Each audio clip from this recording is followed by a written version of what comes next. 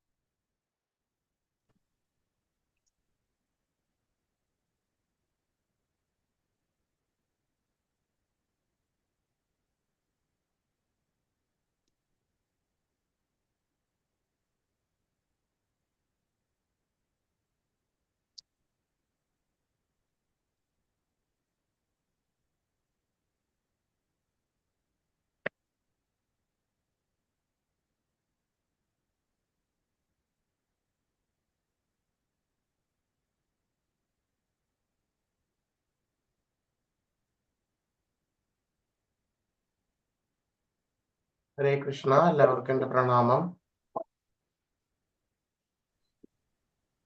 ഓം അജ്ഞാനാതിമിരാന്ധസ്യ ജ്ഞാനാഞ്ജനാശലാകയ ചക്ഷുരുന്മീലിതം യേന തസ്മൈ ശ്രീ ഗുരവേ നമഃ.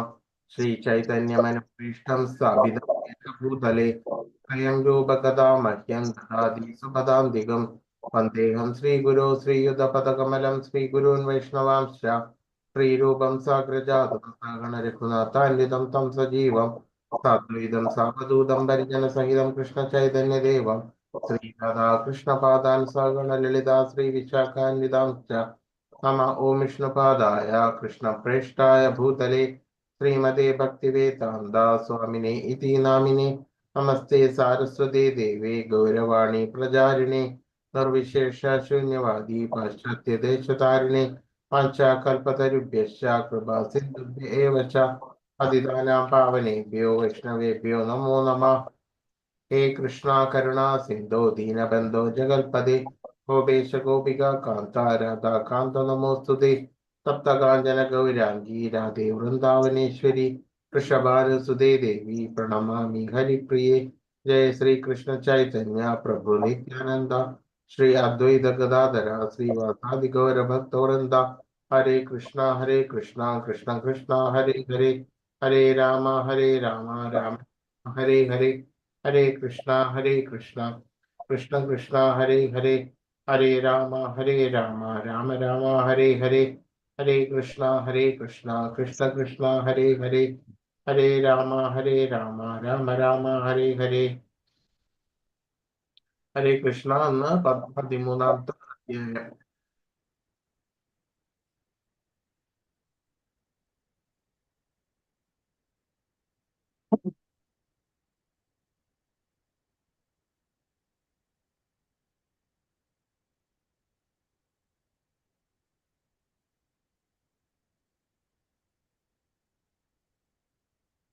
അധ്യായം 13. പ്രകൃതി, പുരുഷൻ, ക്ഷേത്രജ്ഞൻ.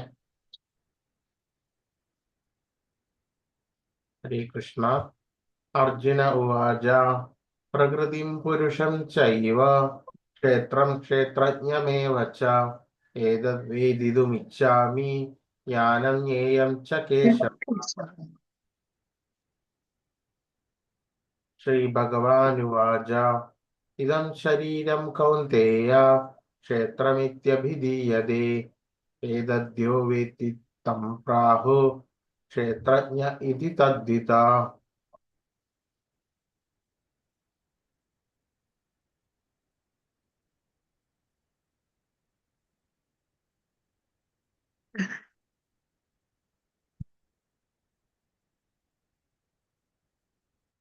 ശ്ലോകം 1 അർത്ഥം.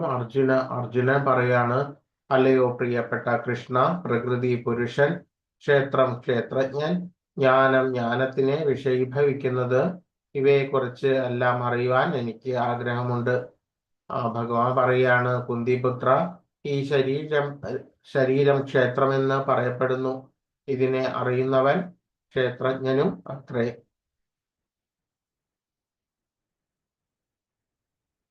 ക്ഷേത്രജ്ഞം ചാപി മാം വിദ്ധി സർവക്ഷേത്രേഷു ഭാരത ക്ഷേത്രജ്ഞയോർജ്ഞാനം യത്തജ്ഞാനം മതം മമ. ഹേ ഭാരതവംശജ, സർവശരീരങ്ങളിലും കുടികൊള്ളുന്ന ഞാനും ക്ഷേത്രജ്ഞനാണെന്ന് നീ അറിയണം. ഈ ശരീരമാകുന്ന ക്ഷേത്രത്തെയും ക്ഷേത്രജ്ഞനെയും കുറിച്ചുള്ള അറിവാണ് ജ്ഞാനം. ഇതാണ് എൻ്റെ അഭിപ്രായം. അപ്പോൾ ആ ക്ഷേത്രം എന്ന് പറയുന്നത് ശരീരമാണ്. ആ ശരീരത്തിനെ കുറിച്ച് പൂർണ്ണമായിട്ടും അറിവുള്ളത് ആരാണോ അതാണ് ക്ഷേത്രജ്ഞൻ. അപ്പോൾ ഈ ക്ഷേത്രവും ക്ഷേത്രജ്ഞനെയും കുറിച്ചിട്ടുള്ള ആ ജ്ഞാനം, അതാണ് ആ അറിവാണ്, അതിനെ കുറിച്ചിട്ടുള്ള അറിവാണ് ജ്ഞാനം എന്ന് പറയുന്നത്. തക്ഷേത്രം യച്ഛയാ ദൃക്ഷ യദ്വികാരി യദശത സച്ചായോ യത്പ്രഭാവശ്ച തത്സമാസേന മേ ശൃണു. ഈ കർമ്മക്ഷേത്രം, അതിന്റെ ഘടന, അതിനെ നേരിടുന്ന മാറ്റങ്ങൾ, അതിന്റെ ഉത്ഭവകാലം, കർമ്മക്ഷേത്രങ്ങളുടെ ജ്ഞാതാവ്, ജ്ഞാതാവിന്റെ സ്വാധീനത, ഇവയെക്കുറിച്ചെല്ലാം ഞാൻ സംക്ഷിപ്തമായിട്ട് പറഞ്ഞു തരാം. ദയവായി കേൾക്കൂ. ഋഷിഭിർ ബഹുധാ ഗീതം ഛന്ദോഭിർ വിവിധൈ പൃഥക് ബ്രഹ്മസൂത്രപദൈശ്ചൈവ ഹേതുമദ്ഭിർവിനിശ്ചിതൈ. പ്രവർത്തന മേഖലയെയും അതിന്റെ ജ്ഞാതാവിനെയും കുറിച്ചുള്ള ജ്ഞാനം വിവിധ വൈദിക കൃതികളിലൂടെ ഋഷീശ്വരന്മാർ നൽകിയിട്ടുണ്ട്. വിശേഷിച്ച് വേദാന്ത സൂത്രത്തിൽ കാര്യകാരണ സഹിതം ഇത് സമർത്ഥിക്കപ്പെട്ടിരിക്കുന്നു.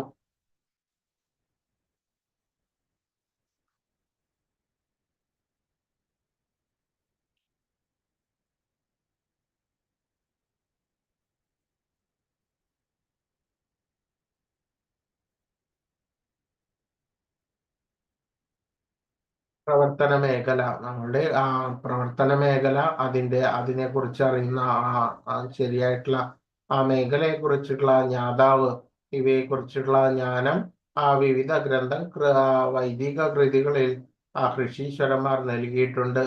അത് വേദാന്ത സൂത്രത്തിൽ കാര്യകാരണ സഹിതം ഇത് സമർത്ഥിക്കപ്പെട്ടിരിക്കുന്നു.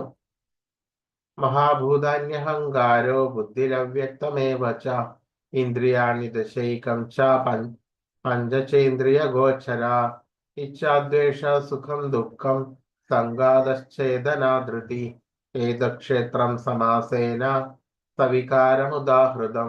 5 മഹാഭൂതങ്ങൾ, വിദ്യ, അഹങ്കാരം, ബുദ്ധി, അവ്യക്തത, 10 ഇന്ദ്രിയങ്ങൾ, മനസ്സ്, 5 ഇന്ദ്രിയ വിഷയങ്ങൾ, രാഗദ്വേഷങ്ങൾ, സുഖദുഃഖങ്ങൾ, സമദൃഷ്ടി, ജീവലക്ഷണങ്ങൾ, ദൃഢവിശ്വാസം എന്നിവയും ചുരുക്കത്തിൽ ക്ഷേത്രമായും അതിന്റെ പ്രതിപ്രവർത്തനമായും വിവരിക്കപ്പെട്ടിട്ടുണ്ട്. അപ്പോൾ നമ്മളിൽ തന്നെയുള്ള 5 മഹാഭൂതങ്ങൾ എന്ന് പറഞ്ഞാല് 5 നമ്മളുടെ ആ ശരീരത്തിന്റെ ഘടകങ്ങൾ, അതിനുശേഷം മിഥ്യാഹങ്കാരം, ബുദ്ധി, അവ്യക്തത, ബോധത്തിലുള്ള കാലുഷ്യങ്ങൾ, അങ്ങനെ 10 ഇന്ദ്രിയങ്ങൾ, മനസ്സ്, 5 ഇന്ദ്രിയ വിഷയങ്ങൾ, രാഗദ്വേഷങ്ങൾ, സുഖദുഃഖങ്ങൾ, സമദൃഷ്ടി, ജീവലക്ഷണങ്ങൾ, ദൃഢവിശ്വാസം എന്നിവയും ചുരുക്കത്തിൽ ക്ഷേത്രമായും അതിന്റെ ക്ഷേത്രം എന്ന് പറഞ്ഞാൽ ശരീരവും ആ ശരീരത്തിൽ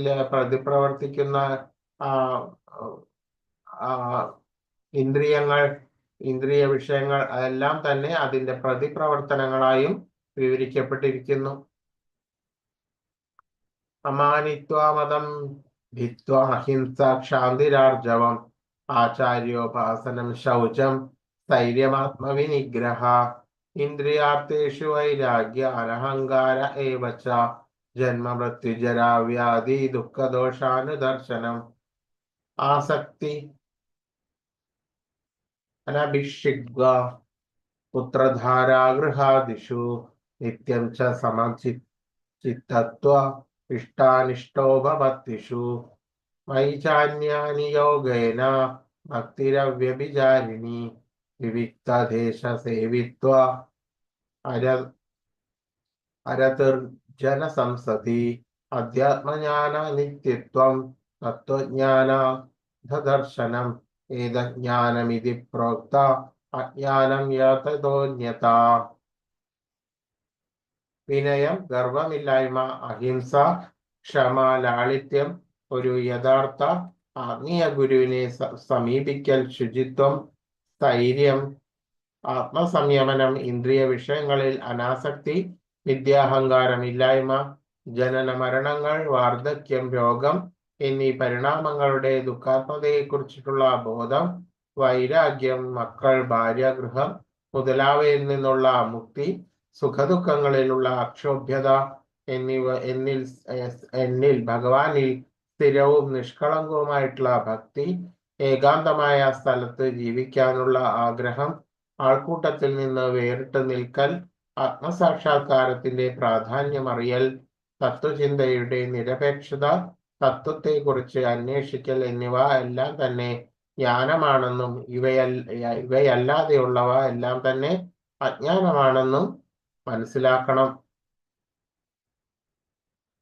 അപ്പോൾ ഭഗവാനെ പരമമായിട്ട് നമ്മൾ ആശ്രയിക്കുകയാണെന്നുണ്ടെങ്കിൽ എല്ലാ തരത്തിലുള്ള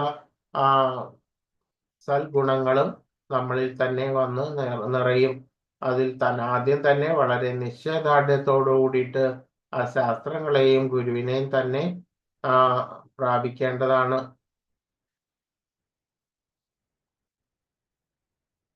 അങ്ങനെ വരുമ്പോൾ എല്ലാ തരത്തിലുള്ള ആ ഗുണങ്ങളും ആ ഭഗവാനിൽ നിന്ന് നമുക്ക് ലഭിക്കും. ആ ഭക്തിയുടെ സേവനത്തിന് ആവശ്യമാകുന്ന ഗുണങ്ങളെല്ലാം തന്നെ നമ്മളിൽ വന്ന് നിറയുകയാണ് ചെയ്യുന്നത്. അതല്ലാത്ത പക്ഷം ആ വിദ്യാഹങ്കാരത്തോടെയുള്ള ആ ജീവിതം അധപ്പതനത്തിലേക്ക് നയിക്കുന്നു.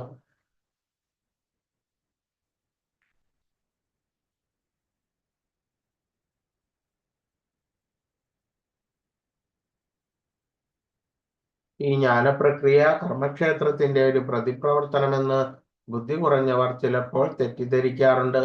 എന്നാൽ വാസ്തവത്തിൽ ഇതാണ് ജ്ഞാനത്തിന്റെ യഥാർത്ഥ പ്രക്രിയ. ഇതിനെ സ്വീകരിക്കുന്നത് കൊണ്ട് നിരപേക്ഷ തത്വത്തെ സമീപിക്കുവാനുള്ള അവസരം കിട്ടുന്നു. ജ്ഞേയം യത്തത് പ്രവക്ഷ്യാമി യജ്ഞാത്വാത്മൃതമശ്നുതേ അനാദിമപരം ബ്രഹ്മ നസത്തസ്സന്നാർമുച്യതേ. തെറ്റാണ്.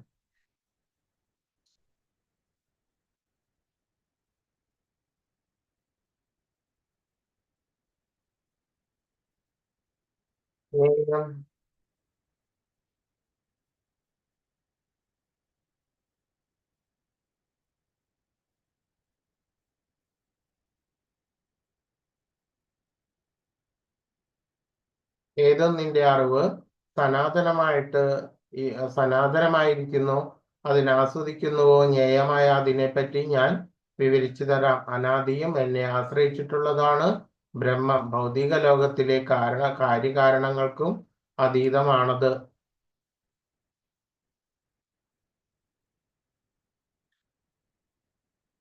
സർവത പാണിപാദം തത്സർവതോ ശിശിരോമുഖം സർവത ശ്രുതിമല്ലോക സർവാമ പ്രത്യതിഷ്ഠതി. കൈകാലുകളും തലകളും മുഖങ്ങളും നേത്രങ്ങളും ചെവികളും എല്ലായിടത്തും വ്യാപിച്ചിരിക്കുന്ന പരമാത്മാവ് വ്യാപിയായി സ്ഥിതി ചെയ്യുന്നു.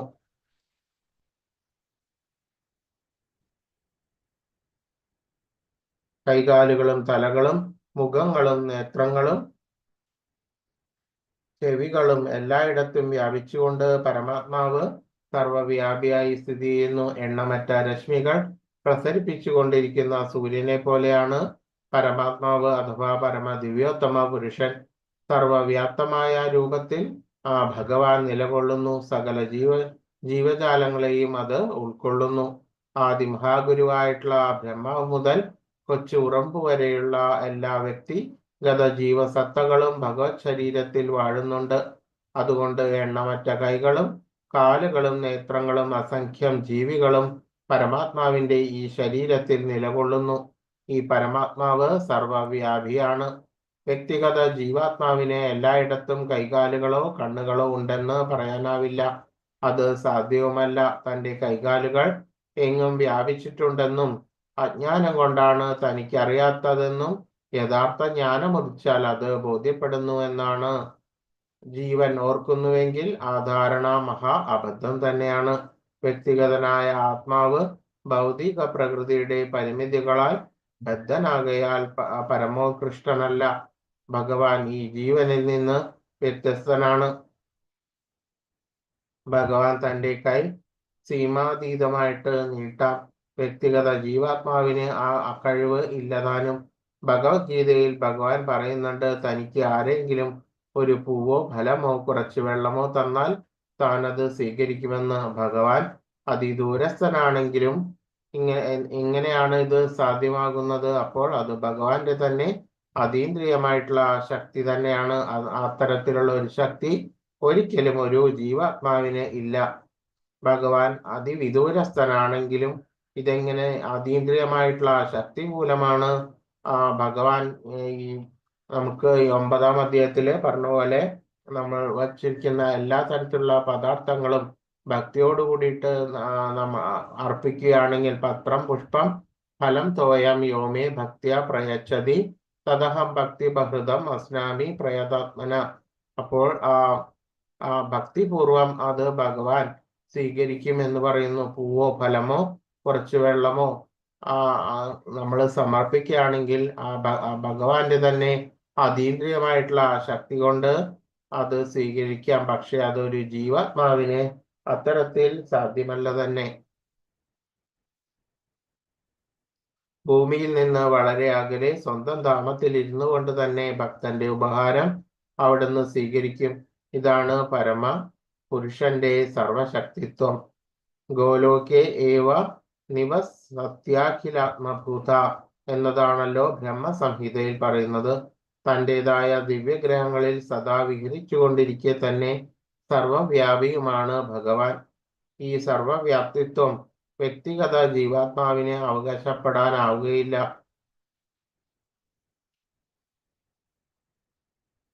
സർവേന്ദ്രിയ ഗുണാഭാസം സർവേന്ദ്രിയ വിവർജിതം അസക്തം സർവഭൃച്ഛൈവ നിർഗുണം ഗുണഭോക്തൃച്ച. സർവ ഇന്ദ്രിയങ്ങളുടെയും ഉൽപ്പത്തി സ്ഥാനമാണ് പരമാത്മാവ്. എന്നിരുന്നാലും അവിടത്തേക്ക് ഇന്ദ്രിയങ്ങളില്ല. സകല ജീവജാലങ്ങളുടെയും നിലനിർത്തിപ്പോരുന്നുവെങ്കിലും അനാസക്തനാണ്, ത്രിഗുണാതീതനും അതേസമയം തന്നെ ഭൗതിക പ്രകൃതിയുടെ ത്രിഗുണങ്ങളുടെ യജമാനനുമാണ് ഭഗവാൻ.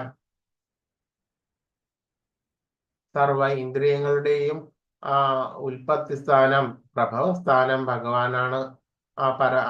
ഭഗവാൻ പരമാത്മാവ്. എന്നിരുന്നാലും അവിടത്തേക്ക് ഇന്ദ്രിയങ്ങളൊന്നും ഇല്ല. സകല ജീവജാലങ്ങളുടെയും നിലനിർത്തിപ്പോരുന്നുവെങ്കിലും അതിന്റെ കർത്തൃത്വം ഭഗവാനിൽ ഇല്ല. അതുകൊണ്ട് തന്നെ നമ്മളുടെ കർമ്മത്തിന് ഹേതുവായിട്ടുള്ള ത്രിഗുണങ്ങളുടെയും അതീതനാണ് ഭഗവാൻ. അതേസമയം തന്നെ ഭൗതിക പ്രകൃതിയുടെ ത്രിഗുണങ്ങൾ യോഗമായയിൽ നിന്ന് വരുന്നു. യോഗമായയുടെയും ഉത്ഭവം ഭഗവാനിൽ നിന്ന് തന്നെയാണ്. ത്രിഗുണങ്ങളുടെയും യജമാനനാണ് ഭഗവാൻ. ബഹിരന്തശ്ച ഭൂതാന അക്ഷരം ചരമേവ ച സൂക്ഷ്മത്വാത് വിജ്ഞേയം ദൂരസ്ഥം ശാന്തികേ ച തത്. പരമതത്വങ്ങളും ചരങ്ങളും അചരങ്ങളുമായ എല്ലാ ജീവികളും ഉള്ളിലും പുറത്തും കുടികൊള്ളുന്നു. അതിസൂക്ഷ്മഭാവം മൂലം ഭൗതിക കേന്ദ്രങ്ങൾക്ക് അദ്ദേഹത്തെ കാണാനോ അറിയാനോ കഴിയില്ല. അതിദൂരസ്ഥനെങ്കിലും ഏവർക്കും സമീപസ്ഥനുമാണ് അദ്ദേഹം. അപ്പോൾ ഭഗവാന്റെ അചിന്ത്യമായിട്ടുള്ള ശക്തിയെ കുറിച്ചിട്ടാണ് ഇതിൽ പറയുന്നത്. പരമതത്വവും ചരങ്ങളും അചരങ്ങളും എല്ലാ തന്നെയുള്ള സർവ ജഗത്തിലുള്ള സർവ ജീവജാലങ്ങളും ഭഗവാനിൽ സ്ഥിതി ചെയ്യുന്നു. അതുപോലെ തന്നെ അന്തര്യാമിയായിട്ട് പരമാത്മ രൂപത്തിൽ സർവ ജീവജാലങ്ങളുടെയും ഉള്ളിലും വാഴുന്നു. അതുമാത്രമല്ല, ഭഗവാന്റെ ധാമത്തിലും വാഴുന്നു. വിദൂരമായിട്ടുള്ള ഭഗവാന്റെ ആധ്യാത്മികമായിട്ടുള്ള ഭഗവത് ധാമത്തിലും ഭഗവാൻ ഉണ്ട്. അപ്പോൾ ഇത് ഭഗവാന്റെ അചിന്ത്യമായിട്ടുള്ള ശക്തിയാണ് കാണിക്കുന്നത്. അതിസൂക്ഷ്മഭാവം മൂലം ഭൗതിക ഇന്ദ്രിയങ്ങൾക്ക് ഭഗവാനെ കാണുവാനോ അറിയുവാനോ സാധിക്കുന്നില്ല. അപ്പോൾ ഈ ജീവാത്മാക്കളുടെ ശക്തി കൊണ്ട് ഒരിക്കലും ജീവജാലങ്ങളുടെ ആത്മാവിന്റെ യഥാർത്ഥമായിട്ടുള്ള ആ നിർണയം സാധിക്കുവാൻ വേണ്ടിയിട്ട് അറിയുന്നില്ല. അതിവിദൂരസ്ഥനാണെങ്കിലും ഭഗവാൻ സമീപസ്ഥനുമാണ് എന്ന് പറയുന്നു. ഭഗവാന്റെ ആ അചിന്ത്യമായിട്ടുള്ള ശക്തിയാണ് ഇതിൽ കാണിക്കുന്നത്. അവിഭക്തം ഭൂതേഷു വിഭക്തമിവ സ്ഥിതം ഭൂതഭർതൃ ച തജ്ഞേയം ഗ്രസിഷ്ണു പ്രഭവിഷ്ണു ച.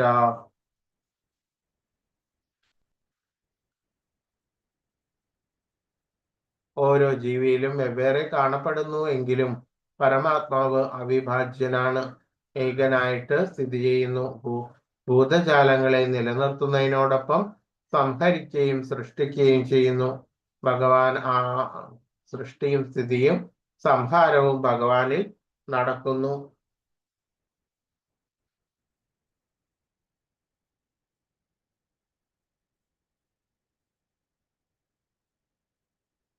ഓരോ ജീവജാലങ്ങളിലും അതിൻ്റെ ദേഹം വെവ്വേറെയായിട്ട് കാണപ്പെടുന്നെങ്കിലും അതിൽ ഇരിക്കുന്ന ആ പരമാത്മാവ് അവിഭാജ്യനാണ്.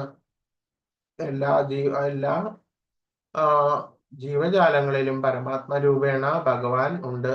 അത് ഏകനായിട്ട് സ്ഥിതി ചെയ്യുന്നു. അത് ഭൂതജാലങ്ങളെ നിലനിർത്തുന്നതിനോടൊപ്പം തന്നെ അത് സംഹരിക്കുകയും ചെയ്യുന്നു.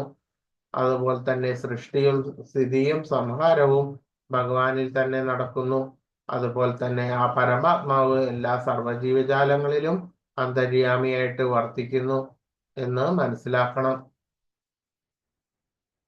ജ്യോതിഷാമപി തജ്ജ്യോതിസ്തമസ പരമുച്യതേ ജ്ഞേയം ജ്ഞാനം ജ്ഞേയം ജ്ഞാനഗമ്യം ഹൃദി സർവസ്യ വിഷ്ടിതം.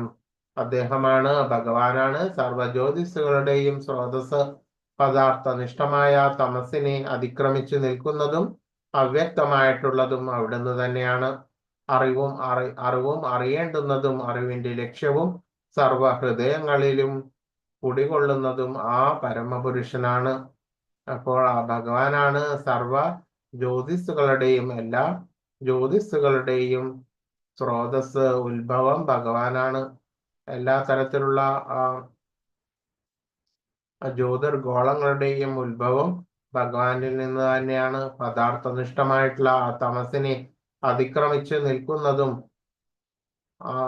തമോ ഗുണങ്ങളെയെല്ലാം അതിക്രമിച്ച് നിൽക്കുന്നതും അവ്യക്തമായിട്ടുള്ളതും. അപ്പോൾ ശരിയാവണ്ണം നമ്മൾക്ക് ഭഗവാന്റെ ശക്തിയോ ഭഗവാനെ ശരിയാവണ്ണം നിർണയിക്കുവാൻ സാധിക്കില്ല. അതുകൊണ്ടാണ് ഇവിടെ അവ്യക്തം എന്ന് പറയുന്നത്.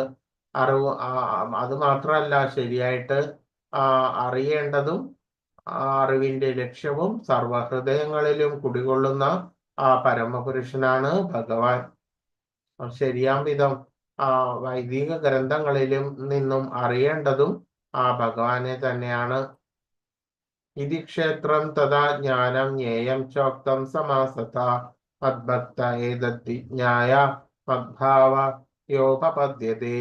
കർമ്മക്ഷേത്രം അഥവാ ശരീരം, നമ്മൾ ശരിയായിട്ടുള്ള ജ്ഞാനം, ജ്ഞേയം എന്നതിനെ പറ്റി ഞാൻ സംക്ഷിപ്തമായിട്ട് വിവരിച്ചു. ജ്ഞാനം എന്ന് പറഞ്ഞാല് നമ്മൾ ആത്മാവിനെ കുറിച്ചിട്ടും ഭഗവാനെ കുറിച്ചിട്ടുള്ള അറിവ്, അതിനു വേണ്ടിയിട്ടുള്ള പ്രവർത്തനം, ജ്ഞേയം, ഇതെല്ലാം തന്നെ സംക്ഷിപ്തമായിട്ട് വിവരിച്ചു കഴിഞ്ഞു. എൻ്റെ ഭക്തന്മാർക്ക് മാത്രം ഈ വിഷയങ്ങൾ മനസ്സിലാക്കി എന്നെ പ്രാപിക്കുവാൻ കഴിയും. അപ്പോൾ ഭഗവാന്റെ ശരിയായിട്ടുള്ള ആ ഭക്തന്മാർക്ക് മാത്രമേ ശരിയാം വിധം അത് മനസ്സിലാക്കിയിട്ട് ഭഗവാനെ പ്രാപിക്കുവാൻ കഴിയുകയുള്ളൂ.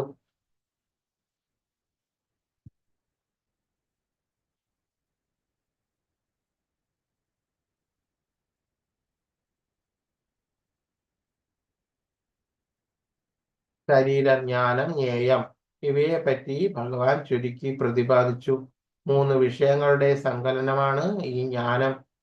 3 വിഷയങ്ങളുടെ സങ്കലനം എന്ന് പറയുമ്പോൾ അറിയുന്നവൻ ആരോ അതുമാതിരി അറിയേണ്ടത് എന്താണോ അറിയേണ്ടത്, നമ്മളുടെ യഥാർത്ഥമായിട്ടും പരമമായിട്ടും അറിയേണ്ടത് എന്താണോ അതുമാതിരി അറിവിന്റെ പ്രക്രിയ, അത് ഒരു അറിവ് നമ്മൾ ഏത് രീതിയിലാണോ നമുക്ക് കിട്ടുന്നത് ആ പ്രക്രിയ, ഏത് രീതിയിലാണ് നമ്മൾ അറിവ് സമ്പാദിക്കുന്നത്, ആ പരമമായിട്ടുള്ള അറിവ് സമ്പാദിക്കുന്നത്, ആ പ്രക്രിയ അങ്ങനെ അറിയുന്നവൻ, അറിയേണ്ടത്, അറിവിന്റെ പ്രക്രിയ എന്നിങ്ങനെ ഈ മൂന്ന് ഘടകങ്ങളുടെയും സങ്കലനവും ഭഗവാനാണ്. ഇവ മൂന്നും ചേരുമ്പോഴാണ് വിജ്ഞാനം അഥവാ ജ്ഞാനശാസ്ത്രം, പരിപൂർണമായിട്ടുള്ള ജ്ഞാനം ഗ്രാഹ്യമാകുന്നത് വിശുദ്ധ ഭക്തന്മാർക്ക് മാത്രമാണ്.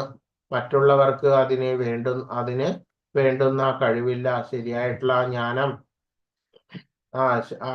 ഗ്രഹിക്കാൻ പറ്റുന്നത് ഭക്തന്മാർക്കാണ്. അതല്ലാതെ ഭൗതികവാദികൾക്ക് ഒരിക്കലും ഇത് ഗ്രഹിക്കുവാൻ സാധിക്കില്ല. അവസാനത്തിൽ ഈ മൂന്ന് ഘടകങ്ങളും ഏകീഭവിക്കുമെന്ന് അദ്വൈതികൾ പറയുന്നുവെങ്കിലും ഭക്തന്മാർ ഈ വാദം സ്വീകരിക്കുന്നില്ല. ജ്ഞാനവും ജ്ഞാനസമ്പാദനവും കൃഷ്ണാവബോധത്തിലൂടെ ആത്മസാക്ഷാത്കാര പ്രക്രിയകളാണ്. ഭൗതിക ബോധമാണ് സാമാന്യേന നമ്മെ നയിക്കുന്നത്. പ്രകൃതിം പുരുഷം ചൈവ വിദ്യാനാദി ഉഭാവപി വികാരാംശ ഗുണാംശൈവ വിദ്യ പ്രകൃതി സംഭവാൻ. ഭൗതിക പ്രകൃതിയും ജീവജാലങ്ങളും അനാദിയാണ്. ഭൗതിക പ്രകൃതിയിൽ നിന്ന് ഉത്ഭവിച്ചവയാണ് അവയുടെ വിഭിന്ന രൂപങ്ങളും ത്രിഗുണങ്ങളും എന്ന് മനസ്സിലാക്കണം.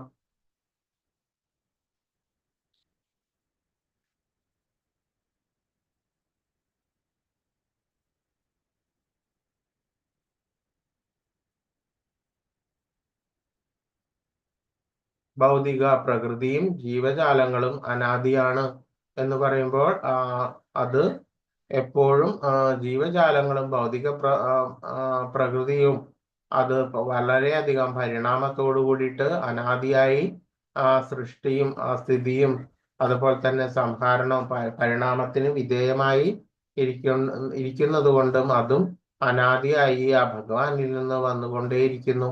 ഭൗതിക പ്രകൃതിയിൽ നിന്ന് ഉത്ഭവിച്ചവയാണ് അവയുടെ വിഭിന്ന രൂപങ്ങളും ത്രിഗുണങ്ങളും എന്ന് മനസ്സിലാക്കണം. ആ ഭൗതിക പ്രകൃതി നമ്മൾ ഈ സ്ഥിതി ചെയ്യുന്ന ആ പ്രകൃതിയിൽ നിന്നും ഉത്ഭവിച്ചതാണ്. അവയുടെ വിഭിന്ന രൂപങ്ങളും, പലതരത്തിലുള്ള വിഭിന്ന രൂപങ്ങളും നമ്മളുടെ ആ കർമ്മത്തിന് വേണ്ടിയിട്ട് ചിന്തയെയും ഉദ്ദീപിപ്പിക്കുന്ന ആ ത്രിഗുണങ്ങളും എന്ന് മനസ്സിലാക്കണം. ഇതെല്ലാം ആ പ്രകൃതിയിൽ നിന്ന് അഥവാ ആ മായയിൽ നിന്ന് തന്നെ വരുന്നതാണ്. അപ്പോൾ നമ്മുടെ ആ ചിന്ത, പ്രവൃത്തി ഇതെല്ലാം തന്നെ ആ ത്രിഗുണത്തിന് അനുസൃതമായിട്ടാണ് വരുന്നത് എങ്കിൽ പോലും ഭഗവാൻ ആ ത്രിഗുണ അതീതമായിട്ടുള്ള അവസ്ഥയാണ്. ത്രിഗുണാതീതനാണ് ഭഗവാൻ.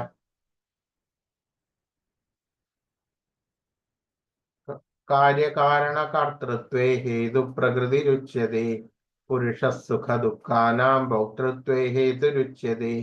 ഭൗതികങ്ങളായ എല്ലാ കാര്യകാരണങ്ങൾക്കും ഹേതു പ്രകൃതിയാണെന്നും ഈ ലോകത്തിൽ വിവിധ സുഖങ്ങൾക്ക് ഹേതു ജീവസത്തയാണെന്നും പറയപ്പെടുന്നു. ഭൗതികങ്ങളായിട്ടുള്ള എല്ലാ കാര്യകാരണങ്ങളുടെയും നമ്മൾ ഏതൊക്കെ തരത്തിലുള്ള ആ പ്രവർത്തികളും നമ്മൾ ഈ പ്രകൃതിയിൽ ഇവിടെ നമ്മൾ സ്ഥിതി ചെയ്യുമ്പോൾ നമ്മൾ പലതരത്തിലുള്ള പ്രവർത്തികളെല്ലാം ചെയ്യുന്നു. അപ്പോൾ അതിനെ പ്രേരിപ്പിക്കുന്ന ഘടകം ആ പ്രകൃതിയും ആ പ്രകൃതിയുടെ ത്രിഗുണങ്ങൾക്ക് അനുസൃതമാണ്. ഈ ലോകത്തിൽ വിവിധ ദുഃഖങ്ങൾക്കും ഇത് തന്നെയാണ് ഹേതു. അത് ജീവസത്തയാണെന്നും പറയപ്പെടുന്നു. സുഖദുഃഖങ്ങൾക്ക് ഹേതു ഇത്തരത്തിലുള്ള പ്രകൃതിയും ജീവസത്തയും ആ ജീവസത്തയുടെ മേലുള്ള ആവരണമായിട്ടുള്ള കർമ്മ ഫലങ്ങളും എല്ലാം തന്നെ ആണ്.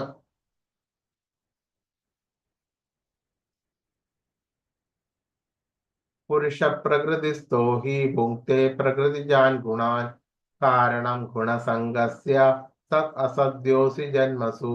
ഭൗതിക പ്രകൃതിയിൽ ജീവാത്മാവ് പ്രകൃതിയുടെ ത്രിഗുണങ്ങൾ അനുഭവിച്ചു കൊണ്ടിരിക്കുന്ന ജീവിത രീതി കൈക്കൊള്ളുന്നു. ആ ഭൗതിക പ്രകൃതിയുമായിട്ടുള്ള സമ്പർക്കത്താലാണിത്. അങ്ങനെ നല്ലതും ചീത്തയായിട്ടുള്ള ആ നാനാ യോനികളിൽ ജീവൻ പിറവിയെടുക്കുന്നു. ഭൗതിക പ്രകൃതിയിൽ ജീവാത്മാവ് പ്രകൃതിയുടെ ത്രിഗുണങ്ങൾ അനുഭവിച്ചുകൊണ്ടുള്ള ആ ജീവിത രീതിയാണ് കൈക്കൊള്ളുന്നത്. നമ്മളുടെ നമ്മളിപ്പോൾ ജീവിച്ചിരിക്കുന്ന ഈ ലോകത്ത് ആളുകൾ, പലതരത്തിലുള്ള ജീവികൾ, മനുഷ്യർ, മറ്റ് ജന്തുജാലങ്ങൾ എല്ലാം തന്നെ ആ ത്രിഗുണങ്ങളുടെ അടിസ്ഥാനത്തിൽ വർത്തിച്ചു കൊണ്ടിരിക്കുന്നു. പ്രകൃതിക്ക് അനുസൃതമായിട്ടാണ് ജീവിച്ചു കൊണ്ടിരിക്കുന്നത്. അപ്പോൾ പലവർക്കും പലതരത്തിലുള്ള പെരുമാറ്റവും ജീവിത രീതിയും മനുഷ്യർക്ക് ആരാധനാ രീതിയും എല്ലാം തന്നെ വ്യത്യസ്തമാണ്. ആസക്തി, ജീവിത രീതി, പ്രവർത്തനം, ലക്ഷ്യം എല്ലാം തന്നെ വളരെ വളരെ വ്യത്യസ്തമായിട്ടാണ് കാണപ്പെടുന്നത്. അപ്പോൾ ഇതിന് കാരണം എന്താണ്? ആ പ്രകൃതിയിൽ നിന്ന് വരുന്ന ആ ത്രിഗുണങ്ങളാണ് ഇതിന് കാരണം. ഇത് ആ ഭൗതിക പ്രകൃതിയുമായുള്ള സമ്പർക്കത്താലാണിത്. അപ്പോൾ ആ ത്രിഗുണ അതീത അവസ്ഥയിലേക്ക് ആ ദ്വന്ദ്ഭാവങ്ങളിൽ ദ്വന്ദ്ത്തിനും അതീതമായിട്ട് നമ്മൾ വർത്തിക്കേണ്ടതുണ്ട്. അതിനാവശ്യമായിട്ട് പരമ നിയന്ത്രാതാവായിട്ടുള്ള ഭഗവാനെ ശരണം പ്രാപിക്കുകയാണ് ശരിയായിട്ടുള്ള മാർഗം. അങ്ങനെ അതല്ലാതെ വരുമ്പോൾ നമ്മൾ ചെയ്യുന്ന കർമ്മത്തിനനുസരിച്ചിട്ട്, പുണ്യപാപങ്ങൾക്കനുസരിച്ചിട്ട് നല്ലതും ചീത്തയായിട്ടുള്ള നാനാ യോനികളിൽ ജീവൻ പിറവിയെടുക്കുന്നു. ശരിയായിട്ടുള്ള കൃഷ്ണബോധ പ്രവർത്തനം കൊണ്ട് നമ്മളുടെ കർമ്മം അതീന്ദ്രിയായിട്ട് മാറുകയും ജീവചക്രത്തിൽ നിന്ന് ഭേദിച്ച് ഭഗവദ്ധാമത്തിലേക്ക് എത്തുകയും ചെയ്യുന്നു. അല്ലാത്ത പക്ഷം ഭൗതിക പ്രകൃതിയുമായിട്ടുള്ള സമ്പർക്കത്താൽ നല്ലതും ചീത്തയുമായിട്ടുള്ള നാനാ യോനികളിൽ ജീവൻ പിറവിയെടുക്കുന്നു. ഉപദ്രഷ്ടാനുമന്താച്ച ഭർത്താ ഭോക്താ മഹേശ്വര പരമാത്മേതി ചാപ്യുക്തോ ദേഹേസ്മിൻ പുരുഷ പര. ഇന്ദ്രിയാതീതനായിട്ടുള്ള ഒരു ഭോക്താവുണ്ട്. ഈ ശരീരത്തിൽ സർവാധിപതിയും ഉപദ്രഷ്ടാവും അനുമതിദായകനുമായിട്ടുള്ള പരമപുരുഷനെ പരമാത്മാവ് എന്ന് പറയുന്നു. അപ്പോൾ ഇന്ദ്രിയാതീതമായിട്ടുള്ള ഒരു ഭോക്താവുണ്ട്. നമ്മളുടെ എല്ലാ തരത്തിലുള്ള കർമ്മങ്ങളും സ്വീകരിക്കുന്നത്, ആ കർമ്മഫലങ്ങളെല്ലാം ഭഗവാനിലേക്കാണ്. ഭഗവാനാണ് നിയന്താതാവ്. അപ്പോൾ എല്ലാ തരത്തിലുള്ള കർമ്മങ്ങളും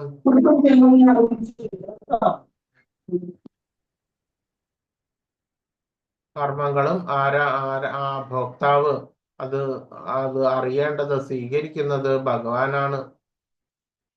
അപ്പോൾ എന്നിട്ട് ആ കർമ്മത്തിനുള്ള ഫലവും ഭഗവാൻ തരുന്നു. എങ്കിൽ പോലും ഭഗവാന് കർത്തൃത്വം ഇല്ല തന്നെ. അപ്പോൾ ശരിയാവണ്ണം ഭക്തിയുത സേവനത്തിൽ ഏർപ്പെട്ടിട്ട് മുന്നോട്ട് പോവുകയാണെന്നുണ്ടെങ്കിൽ നമ്മുടെ കർമ്മഫലം അതീന്ദ്രിയമായിട്ട് മാറുന്നു.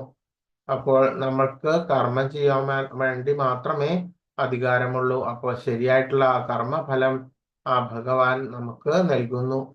ഈ ശരീരത്തിൽ അത് പുണ്യമാവട്ടെ പാപമാവട്ടെ എല്ലാം തന്നെ ആ ജീവചക്രത്തിൽ നമ്മെ ബന്ധിക്കുന്നു. അപ്പോൾ ശരിയാവണ്ണം ഇതുമുള്ള ത്രിഗുണാതീതമായിട്ടുള്ള ഭഗവാനെ ശരണം പ്രാപിച്ചു കഴിഞ്ഞാല് എന്താണ് പരമപുരുഷനെ ശരണം പ്രാപിച്ചു കഴിഞ്ഞാൽ ഈ ജനിമൃതി ചക്രത്തിൽ നിന്ന് നമുക്ക് മോചനം നേടാൻ സാധിക്കും.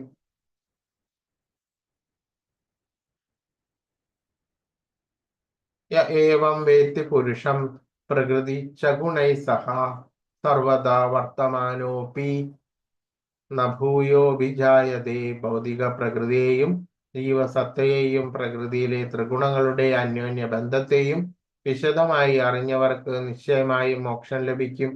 ഇപ്പോഴത്തെ അവസ്ഥ ഏതായാലും ഈ ലോകത്തിൽ അവർ വീണ്ടും ജനിക്കുകയില്ല. ഭൗതിക പ്രകൃതി എന്ന് പറഞ്ഞാല് ഇപ്പോൾ വിവരിച്ചത് മനസ്സിലായി. അതുപോലെ തന്നെ ജീവസത്ത, പ്രകൃതിയുടെ ത്രിഗുണങ്ങൾ, അത് തമ്മിലുള്ള ബന്ധം, ഇതെല്ലാം തന്നെ ഇതിൽ വിശദമായിട്ട് വിവരിച്ചു. അപ്പോൾ ഇതെല്ലാം മനസ്സിലാക്കിയിട്ട് അതനുസരിച്ച് പ്രവർത്തിക്കുന്നവർക്ക് മുക്തി ലഭിക്കും എന്ന് പറയുന്നു. ഇപ്പോഴത്തെ അവസ്ഥ ഏതായാലും ഈ ലോകത്തിൽ അവർ വീണ്ടും ജനിക്കുന്നില്ല. ജ്ഞാനേനാത്മനി പശ്യന്തി കേചിദാത്മാനമാത്മന അന്യേ സാഖ്യേന യോഗേന കർമ്മയോഗേന ചാപരേ. ചിലർ ധ്യാനം കൊണ്ട് പരമാത്മാവിനെ തങ്ങളിൽ തന്നെ കാണുന്നു. മറ്റു ചിലർ തത്വശാസ്ത്രപരമായിട്ടുള്ള ചർച്ചകളിലൂടെയും ചിലർ നിഷ്കാമ കർമ്മയോഗം കൊണ്ടും പരമാത്മാവിനെ കണ്ടെത്തുന്നു. അപ്പോൾ ഭഗവാനെ പ്രാപിക്കുവാൻ പലതരത്തിലുള്ള യോഗങ്ങളുണ്ടെന്ന് കണ്ടു. അപ്പോൾ ആ ധ്യാനയോഗം ശരിയാവണ്ണമുള്ള മനസ്സ് ഭഗവാനിൽ ഉറപ്പിച്ച്, പരമാത്മാവില് ഉറപ്പിച്ച് അങ്ങനെ യോഗം ചെയ്തിട്ട് ഭഗവാനിൽ എത്തുന്നു. മറ്റു ചിലർ ജ്ഞാനപരമായിട്ടുള്ള തത്വശാസ്ത്രപരമായിട്ടുള്ള ചർച്ചകളോടുകൂടിയിട്ടും നിഗമനങ്ങളോടുകൂടിയിട്ടും ശരിയാവണ്ണം ഉള്ള ആ മാർഗത്തിലൂടെ, ആ ജ്ഞാന മാർഗത്തിലൂടെ ഭഗവാനിലേക്ക് എത്തുന്നു. ചിലർ നിഷ്കാമ കർമ്മ യോഗം കൊണ്ടും ശരിയാവണ്ണമുള്ള കർമ്മയോഗം വഴി ഭഗവാൻ അതുവഴിയും പരമാത്മാവിനെ കണ്ടെത്തുന്നു. അപ്പോൾ ഭക്തിയോഗം അല്ലാതെ ജ്ഞാനയോഗം, ധ്യാനയോഗം, അങ്ങനെ കർമ്മയോഗം, ഇതിലെല്ലാം കൂടെ തന്നെ ഭഗവാനെ പ്രാപിക്കുവാൻ സാധിക്കുന്നു. അന്യേത്തേവമജാനന്ദ ശ്രുത്വാനേഭ്യ ഉപാസത്തെ തേഭി ചാതി തരന്ത്യവ മൃത്യും ശ്രുതിപരായണ. പിന്നെയും ചിലരുണ്ട്, വേണ്ടത്ര ആധ്യാത്മിക ജ്ഞാനമില്ലെങ്കിലും മറ്റുള്ളവരിൽ നിന്ന് ഭഗവത് ചരിതം കേട്ടറിഞ്ഞ് ആരാധിക്കാൻ തുടങ്ങിയവർ പ്രാമാണികരിൽ നിന്ന് കേൾക്കുന്നതിൽ ഔത്സുക്യമുള്ളത് കൊണ്ട് അവരും ജനന മരണങ്ങൾക്കപ്പുറം കടക്കുന്നു. അപ്പോൾ പിന്നെ ശരിയാവണ്ണമുള്ള യോഗത്തിനുള്ള ജ്ഞാനം അത് ഇല്ലെങ്കിൽ കൂടി തന്നെ ആചാര്യന്മാരിൽ നിന്നും ആധ്യാത്മികമായിട്ടുള്ള ജ്ഞാനം അവർക്ക് സമ്പാദിക്കും. ശരിയായിട്ടുള്ള ഭക്തന്മാരിൽ നിന്ന് ഭഗവാന്റെ ചരിതം കേട്ടറിഞ്ഞ് ഭഗവാനെ പൂർണ്ണമായിട്ടും ആശ്രയിച്ച് ആരാധിക്കാൻ തുടങ്ങിയ അത്തരത്തിലുള്ള ആളുകൾ പ്രാമാണികർ അഥവാ ഭക്തന്മാരിൽ നിന്ന് കേട്ട് വളരെയധികം ഔത്സുക്യത്തോടു കൂടിയിട്ട് ഭാഗവതം, ഭഗവത്ഗീത തുടങ്ങിയ ശാസ്ത്ര ഗ്രന്ഥങ്ങളെല്ലാം പ്രാമാണികരിൽ നിന്ന് എല്ലാം മനസ്സിലാക്കിയിട്ട് ഭഗവാനെ തന്നെ ശരിയാവണ്ണം ആശ്രയിച്ചിട്ട്, വിശ്വാസപൂർവം ആശ്രയിച്ചിട്ട് അങ്ങനെയുള്ളവരും ജനന മരണങ്ങൾക്കപ്പുറം കടക്കുന്നു. അപ്പോൾ അവർക്ക് വേണ്ട വിധമുള്ള ആധ്യാത്മികമായിട്ടുള്ള ജ്ഞാനം ഒന്നും തന്നെ ഉണ്ടാവുകയില്ല. എങ്കിൽ പോലും ശരിയായിട്ടുള്ള ഒരു ഭക്തനെ വിശ്വസിച്ച് ആശ്രയിച്ചിട്ട് ഭക്തനിൽ നിന്ന് ഭഗവാനെ കുറിച്ചിട്ട് ഭഗവാന്റെ ചരിതങ്ങളെല്ലാം അറിഞ്ഞ് ഭഗവാനെ പൂർണ്ണമായിട്ടും വിശ്വസിച്ച് ആശ്രയിച്ച് ജനന മരണങ്ങൾക്കപ്പുറം കിടക്കുന്നു. അപ്പോ ഭക്തനും ഭഗവാനെയും ആശ്രയിച്ചിട്ട് സാധാരണ ജനങ്ങളും ജനന മരണങ്ങൾക്ക് അപ്പുറം കടക്കുന്നു. യാവൽ സഞ്ജായതേ കിഞ്ചിൽ സത്വം സ്ഥാവര ജംഗമം ക്ഷേത്രജ്ഞ സംയോഗാ തദ്വിദ്ധി ഭരതർഷഭ. ഹേ ഭരതശ്രേഷ്ഠ, ഇവിടെ കാണപ്പെടുന്ന ചരാചരങ്ങളെല്ലാം ക്ഷേത്രങ്ങളുടെയും അഥവാ കർമ്മമണ്ഡലത്തിന്റെയും ക്ഷേത്രജ്ഞന്മാരുടെയും, ക്ഷേത്രജ്ഞന്മാർ എന്ന് പറഞ്ഞ കർമ്മമണ്ഡലത്തെ, നമ്മളുടെ കർമ്മത്തെയും ക്ഷേത്രത്തെ കുറിച്ച് ശരീരത്തെയും പ്രകൃതിയെയും എല്ലാം കുറിച്ച് ജ്ഞാനമുള്ളവരുടെയും അറിയുന്നവരുടെയും സംയോഗത്തിൽ നിന്ന് ഉണ്ടായതാണ്. ഈ ചരാചരങ്ങളെല്ലാം ക്ഷേത്രജ്ഞന്റെ, ക്ഷേത്രവും പ്രകൃതിയുടെയും പുരുഷന്റെയും, പുരുഷൻ എന്ന് പറഞ്ഞാല് ഭഗവാൻ, ശരിയായിട്ടുള്ള ക്ഷേത്രത്തെ അറിയുന്നത് ഭഗവാൻ അഥവാ പുരുഷൻ. ഈ ക്ഷേത്രത്തെയും പുരുഷന്റെയും സംയോഗത്തിൽ നിന്ന്, ഭഗവാന്റെയും സംയോഗത്തിൽ നിന്ന് ഉണ്ടായതാണ്.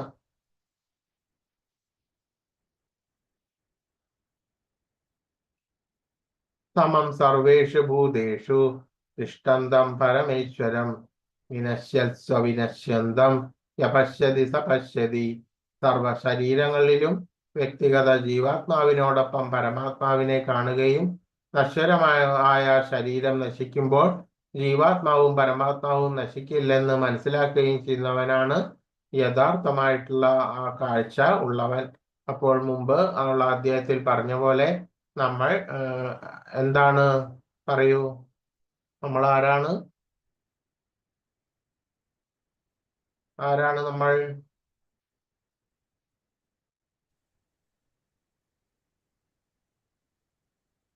പറയൂ. ജീവാത്മാവ്. ജീവാത്മാവ്. നമ്മൾ എവിടെയാണ് സ്ഥിതി ചെയ്യുന്നത്? ശരീരത്തിൽ. ശരീരത്തിൽ. ശരീരത്തിൽ സ്ഥിതി ചെയ്യുന്നു. നമ്മള് ജീവാത്മാവാണ്. സർവ ശരീരങ്ങളിലും വ്യക്തിഗത ജീവാത്മാവിനോടൊപ്പം പരമാത്മാവിനെ കാണുകയും അതുപോലെ തന്നെ നമ്മളുടെ ശരീരത്തില് അന്തര്യാമിയായിട്ട് ആ ഭഗവാൻ പരമാത്മാ രൂപേണ സ്ഥിതി ചെയ്യുന്നു. ഇതെല്ലാം അറിഞ്ഞ് ആ നശ്വരമായിട്ടുള്ള ശരീരം നശിക്കുമ്പോൾ ആ ജീവാത്മാവും പരമാത്മാവും എന്ന് പറഞ്ഞാല് ആധ്യാത്മികമായിട്ടുള്ള ശാശ്വതമായിട്ടുള്ള തത്വമാണ് ജീവാത്മാ പരമാത്മാവ്. ഇതൊന്നും നശിക്കുന്നില്ല എന്നും ഭഗവാന്റെ ശാശ്വതമായിട്ടുള്ള അംശമാണ് എന്നും മനസ്സിലാക്കിയിട്ടുള്ള ആളുകളാണ് യഥാർത്ഥമായിട്ടുള്ള കാഴ്ച ഉള്ളവൻ എന്ന് പറയുന്നു.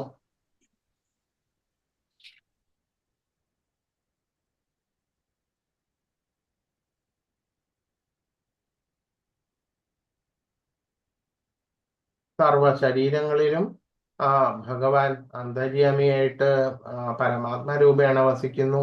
ശരീരം അതിന്റെ ഉടമയായ ജീവാത്മാവിന്റെ സഖ ആയിട്ടുള്ള ജീവാത്മാവിനോടൊപ്പമുള്ള പരമാത്മാവ് ഇതിന്റെ സൽസമ്പർക്കം മൂലം ഈ മൂന്നിന്റെയും ബന്ധം മനസ്സിലാക്കി കാണാൻ കഴിയുന്നവനാണ് ജ്ഞാനി.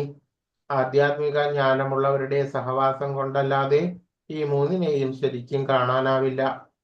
സമ്പർക്കമില്ലാത്തവർ മൂഢരാണ്.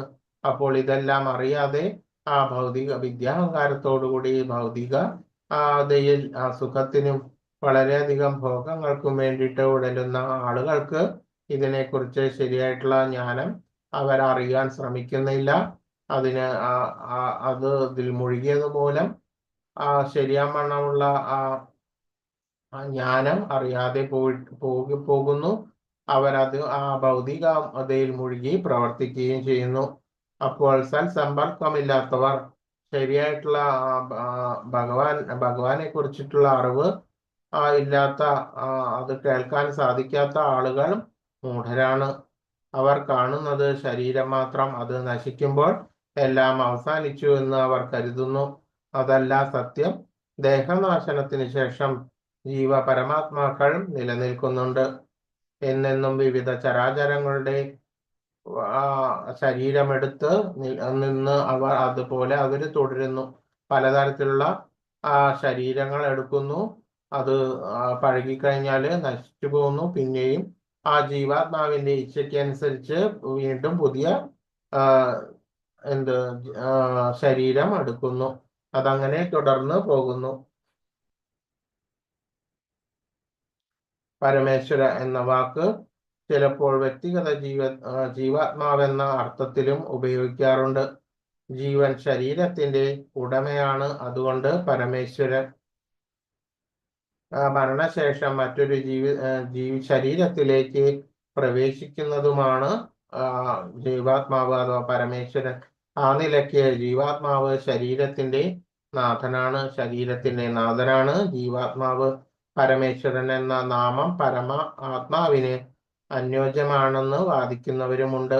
ഏതു വിധത്തിലായാലും പരമാത്മാക്കൾ നിലനിന്നുകൊണ്ട് തന്നെ ഇരിക്കുന്നു. അവർക്ക് നാശമില്ല. അവരുടെ ശാശ്വതത്വം കാണുന്നവരാണ് സത്യദർശികൾ. ശരിയാമണ്ണമുള്ള സത്യദർശികൾ ആരോ അവരാണ് ആ ശാശ്വതത്വം, ആത്മാവിന്റെ ശാശ്വതത്വവും ഭഗവാന്റെ അംശമാണ് ജീവാത്മാവ്, ഭഗവാന്റെ വിസ്തരണമാണ് പരമാത്മാവ് എന്ന് മനസ്സിലാക്കുകയും ഈ ഭൗതിക ലോകവും ഭൗതിക ദേഹവും നശ്വരമാണെന്ന് മനസ്സിലാക്കുന്നവനുമാണ് യഥാർത്ഥമായിട്ടുള്ള കാഴ്ച ഉള്ളവൻ.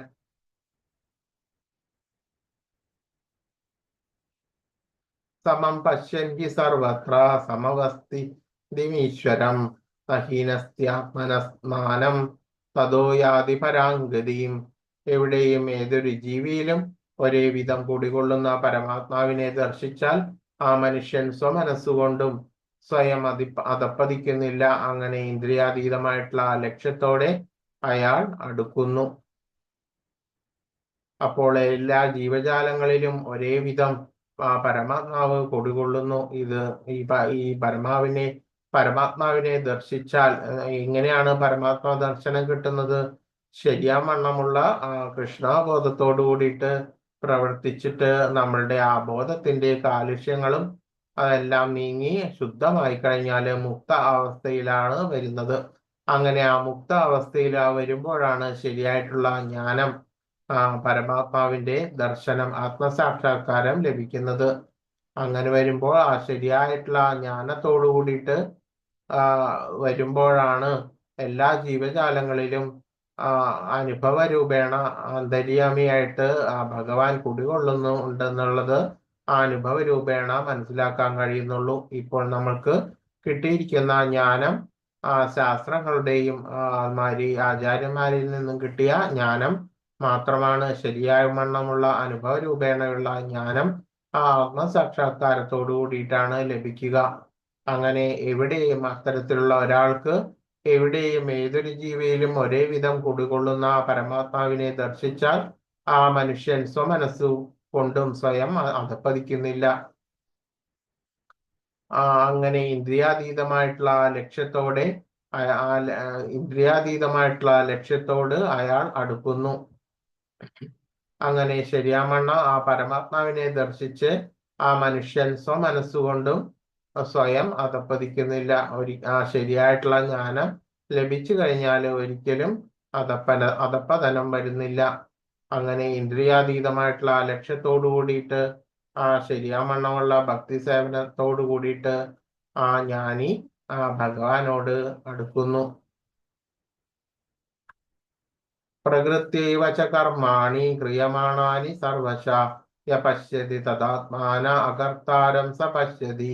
ഭൗതിക പ്രകൃതി സൃഷ്ടമായിട്ടുള്ള ശരീരമാണ് എല്ലാ പ്രവർത്തനങ്ങളും ചെയ്യുന്നതെന്നും ആത്മാവ് ഒന്നും ചെയ്യുന്നില്ലെന്നും അറിയുന്നവനത്രേ യഥാർത്ഥമായിട്ട് ദർശിക്കുന്നത്.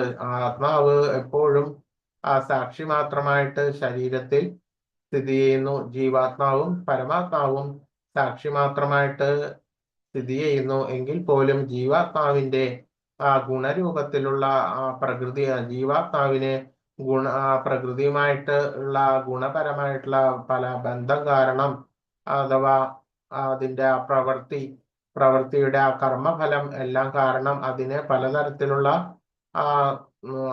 കർമ്മഫലങ്ങൾ ആവരണം ചെയ്തിട്ടുണ്ട് ജീവാത്മാവിന്. അതായത്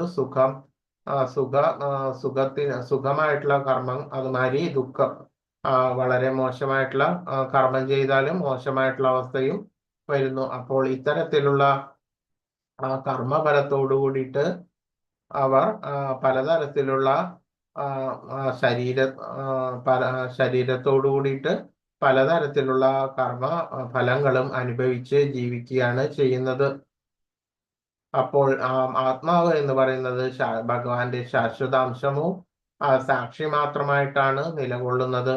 ഇപ്പോൾ തന്നെ നമ്മളുടെ ബോധം ശുദ്ധമായിട്ട് തീരുന്നുവോ, കർമാതീത അവസ്ഥയിലെത്തുന്നുവോ, അതിനു വേണ്ടിയിട്ടാണ് ശരിയാവണ്ണമുള്ള കൃഷ്ണബോധ പ്രവർത്തനത്തിൽ ഏർപ്പെടേണ്ടത്. അങ്ങനെ വരുമ്പോൾ ശരിയാവണ്ണം ഉള്ള കർമ്മകാലുഷ്യങ്ങളെല്ലാം നീങ്ങിയിട്ട് ആ ബോധം ശുദ്ധമായിട്ട് മുക്താവസ്ഥയിലേക്ക് എത്തുകയാണ് ചെയ്യുന്നത്. അങ്ങനെ അതീന്ദ്രിയമായിട്ട് വരുന്നു. കർമ്മം അതീന്ദ്രിയമായിട്ട് വരുമ്പോൾ പുണ്യവും ഇല്ല പാപവും ഇല്ലാത്ത അവസ്ഥ വരികയാണ് ചെയ്യുന്നത്. അങ്ങനെ വരുമ്പോൾ അങ്ങനെ ഒരാളാണ് ശരിയായിട്ടുള്ള സത്യം ദർശിക്കുന്നത്.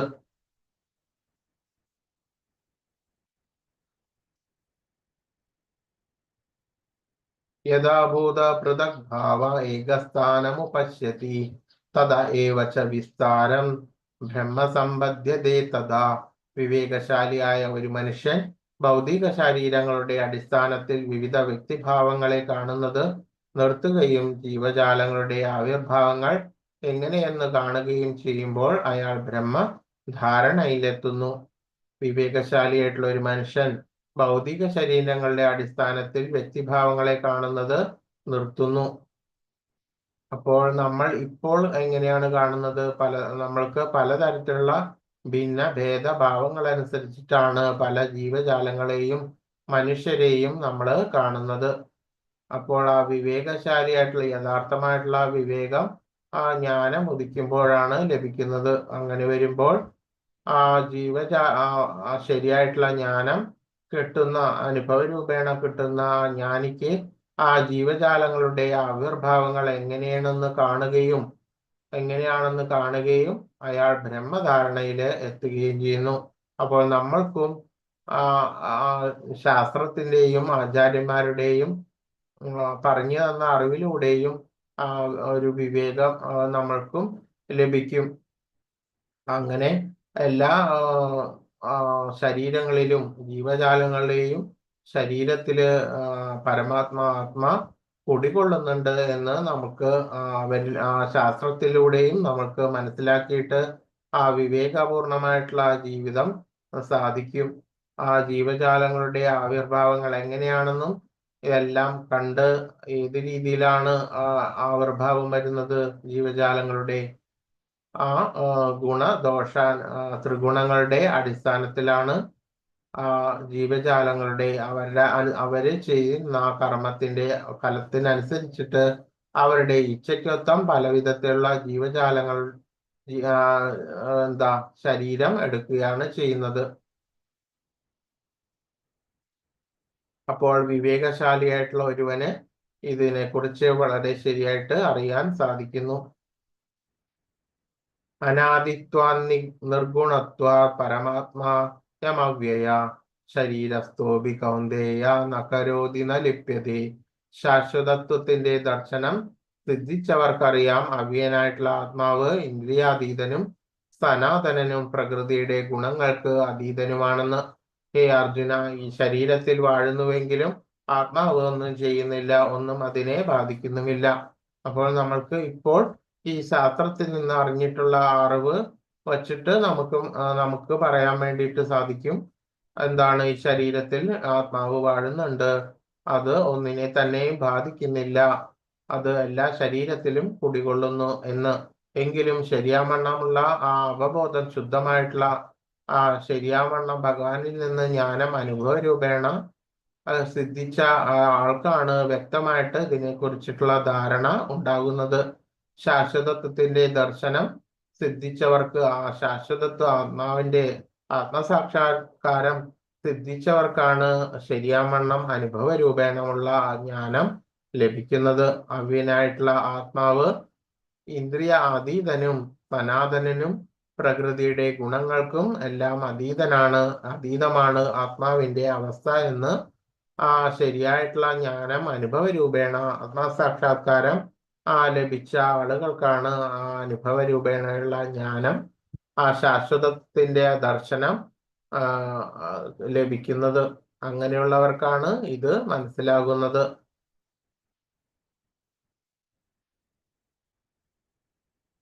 അപ്പോൾ ആത്മാവിനെ ഒരു തരത്തിലുള്ള ഗുണങ്ങളും ഒന്നും ബാധിക്കുന്നില്ല, അത് സാക്ഷി രൂപേണ സ്ഥിതി ചെയ്യുന്നു.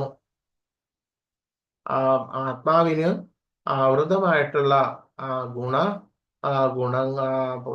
കർമ്മഫലങ്ങളാണ് ജീവാത്മാവിനെ കൊണ്ട് പലതരത്തിലുള്ള ആസക്തിയോട് കൂടിയിട്ട് കർമ്മം ചെയ്യാൻ വേണ്ടിയിട്ട് പ്രേരിപ്പിക്കുന്നത്. ശരിയാവണ്ണം ആത്മാവ് ശാശ്വതവും ഭഗവാന്റെ അംശവും സാക്ഷി രൂപേണ എല്ലാ ശരീരത്തിലും കുടികൊള്ളുകയും ചെയ്യുന്നു. യഥാ സർവഗതം സൗക്ഷ്മ്യ ആകാശം നോപലിപ്യതേ സർവത്രാവസ്ഥിതോ ദേഹേ തദാത്മാനോപലിപ്യതേ. ആകാശം സർവവ്യാപിയാണെങ്കിലും അതിന്റെ സൂക്ഷ്മഭാവം മൂലം മറ്റൊന്നിനെയും കൂടി കലരുന്നില്ല. അതുപോലെ ബ്രഹ്മഭാവനയിൽ സ്ഥിതി ചെയ്യുന്ന ആത്മാവും ശരീരത്തിലിരുന്നാലും അതിനോട് ചേരുന്നില്ല. അപ്പോൾ ആത്മാവിന് ശരീരം ലഭിക്കുന്നത് എങ്ങനെയാണ്? ശരീരത്തിൽ അതിനെ ഗുണദോഷ സമ്പർക്കത്താലാണ്. ആത്മാവിൽ ആവൃതമായിട്ടുള്ള ആവരണം മൂലമാണ്, കർമ്മഫലം മൂലമാണ് ആത്മാവിന് ശരീരം ലഭിക്കുന്നത്, ജീവാത്മാവിന് ശരീരം ലഭിക്കുന്നത്. എങ്കിൽ പോലും അത് സാക്ഷിമാത്രനായിട്ട് സ്ഥിതി ചെയ്യുന്നു ശരീരത്തിൽ. അത് ബ്രഹ്മഭാവനിൽ സ്ഥിതി ചെയ്യുന്ന ആത്മാവ് ശരീരത്തിനോട് ഒരിക്കലും ചേരാതെ തന്നെയാണ് നിൽക്കുന്നത്. ശരീരത്തിന്റെ നാശത്തിന് ശേഷവും ആത്മാവ് അതുപോലെ തന്നെ സ്ഥിതി ചെയ്യുന്നു.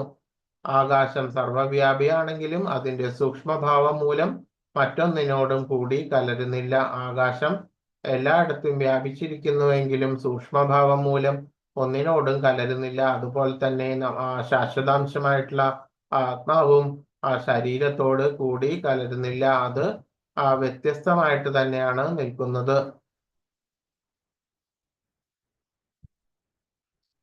യഥാ പ്രകാശയത്യേകാ കൃഷ്ണം ലോകമിമം രവി ക്ഷേത്രം ക്ഷേത്രി തഥാ കൃഷ്ണം പ്രകാശയതി ഭാരത.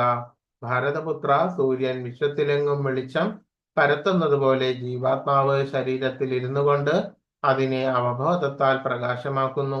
അപ്പോൾ ഈ ശരീരത്തിന്റെയും നാഥനാണ് ജീവാത്മാവ്. എപ്പോൾ അതിന്റെ ഊർജ്ജസ്വലതയും അതിന് പ്രവർത്തിക്കുവാൻ വേണ്ടിയിട്ടുള്ള പ്രേരണയും ശരിയായിട്ടുള്ള ആ ശരീരത്തിന്റെ നടത്തിപ്പിനും ഹേതു ജീവാത്മാവാണ്. എപ്പോഴാണ് ശരീരത്തിൽ നിന്ന് ആത്മാവ് വിടുകയോ അപ്പോൾ തന്നെ ആ ശരീരം ജഡമായിട്ട് തീരുകയാണ് ചെയ്യുന്നത്. അപ്പോൾ ഈ ശരീരം പ്രവർത്തിക്കാൻ ഉതകുന്ന ആ ഊർജം ലഭിക്കുന്നത് എവിടെ നിന്നാണ് ശരീരം പ്രവർത്തിക്കാൻ ഊർജം ലഭിക്കുന്നത്? പറയൂ. ജീവാത്മാവാണ്. അതെ, നമ്മളുടെ ജീവാത്മാ പരമാത്മാ ഇവരിൽ നമ്മളുടെ ശരീരത്തിൽ ഉള്ളിലിരിക്കുന്ന ജീവാത്മാ പരമാത്മാ ആണ് ഈ ശരീരത്തിൽ നമുക്ക് പ്രവർത്തിക്കുവാൻ വേണ്ടിയിട്ടുള്ള ഊർജം കിട്ടുന്നത്. എപ്പോഴൊക്കെ ഈ ഭഗവാന്റെ ശാശ്വതാംശമായിട്ടുള്ള ആത്മാവ് ഇതിൽ നിന്ന് പോയി കഴിഞ്ഞാല് ആ ശരീരം ജഡമായിട്ടാണ് മാറുന്നത്.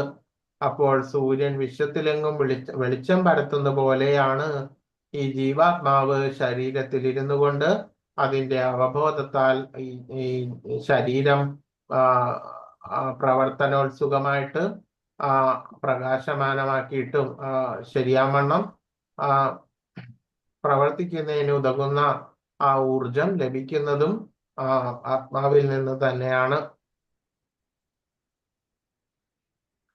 ക്ഷേത്രക്ഷേത്രജ്ഞയോ രേവ അന്തരം ജ്ഞാനചക്ഷുഷ ഭൂതപ്രകൃതി മോക്ഷം ച ഏ വിധുർയാന്തി തേ പരം. ശരീരം എന്ന് പറഞ്ഞാല് ക്ഷേത്രം. ആ ശരീരത്തിനെ കുറിച്ച് പൂർണ്ണമായിട്ട് അറിവുള്ളത് ആരോ അതാണ് ഭഗവാൻ അഥവാ ക്ഷേത്രജ്ഞൻ. ഇത് തമ്മിലുള്ള വ്യത്യാസം എങ്ങനെയാണെന്ന് ജ്ഞാനദൃഷ്ടി കൊണ്ട് കാണാനും ഭൗതിക പ്രകൃതിയുടെ ബന്ധത്തിൽ നിന്ന് മുക്തി നേടാൻ ഉതകുന്ന പ്രക്രിയ എന്തെന്നറിയാനും കഴിവുള്ളവർ പരമപദം പ്രാപിക്കും. ഇപ്പോൾ നിങ്ങൾക്ക് എല്ലാവർക്കും മനസ്സിലായില്ലേ? ക്ഷേത്രം എന്നാൽ എന്താണ്? ശരീരം. ക്ഷേത്രജ്ഞൻ എന്നാല്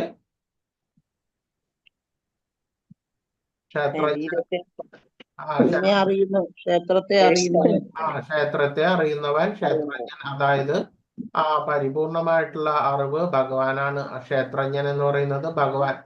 അപ്പോൾ ശരീരത്തിനും അഥവാ ആത്മാവ്, ഈ ക്ഷേത്രജ്ഞൻ ഭഗവാൻ, ആത്മാവ് ഈ ഭഗവാൻ അല്ലെങ്കിൽ ആത്മാവ്, ഇതിൽ തമ്മിലുള്ള വ്യത്യാസം എങ്ങനെയാണെന്ന് മനസ്സിലാക്കിക്കൊണ്ട് ആ ബന്ധമുക്തി നേടണം. ഭൗതിക പ്രകൃതിയുടെ ബന്ധത്തിൽ നിന്ന് മുക്തി നേടുന്നതിനുള്ള പ്രക്രിയ എന്താണ്? ഭൗതിക പ്രകൃതിയുടെ ബന്ധത്തിൽ നിന്ന് മുക്തി നേടുന്ന പ്രക്രിയ എന്താണ്? എങ്ങനെയാണ് നമുക്ക് ഈ ഭൗതികമായിട്ടുള്ള ബന്ധത്തിൽ നിന്ന് മുക്തി നേടുവാൻ വേണ്ടിയിട്ട് സാധിക്കുക? എങ്ങനെ സാധിക്കും? ഈശ്വര പ്രാർത്ഥനയിൽ. ശരിയാമണ്ണമുള്ള ഭക്തിയുത സേവനത്തോടു കൂടിയിട്ട്, കൃഷ്ണാവബോധത്തോടു കൂടിയിട്ട് പ്രവർത്തിക്കുമ്പോഴാണ് ശരിയായിട്ടുള്ള പരമപദം പ്രാപിക്കുവാൻ വേണ്ടിയിട്ട് സാധിക്കുക. അപ്പോൾ ക്ഷേത്രം എന്തെന്ന് നമുക്ക് മനസ്സിലായി, ക്ഷേത്രജ്ഞൻ എന്തെന്ന് മനസ്സിലായി. ഇതിന്റെ വ്യത്യാസം മനസ്സിലാക്കിയിട്ട് ശരിയാമണ്ണം കൃഷ്ണബോധത്തോടു കൂടിയിട്ട് പ്രവർത്തിച്ചിട്ട് ഭൗതിക ബന്ധനത്തിൽ നിന്ന് മുക്തി നേടിയിട്ട് പരമപദം പ്രാപിക്കുകയാണ് വേണ്ടത്. ഹരേ കൃഷ്ണ കൃഷ്ണ കൃഷ്ണ ഹരേ ഹരേ ഹരേ രാമ രാമ രാമ ഹരേ ഹരേ. അങ്ങനെ ഈ 13ാമത്തെ അധ്യായം കഴിഞ്ഞു.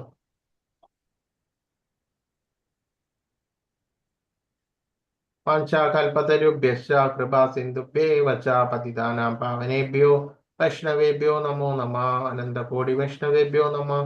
ശ്രീല പ്രഭുപാദ് കി ജയ്. എന്തെങ്കിലും നോട്ട് ചെയ്തുണ്ടെങ്കിൽ ചോദിക്കൂ, പറയാം.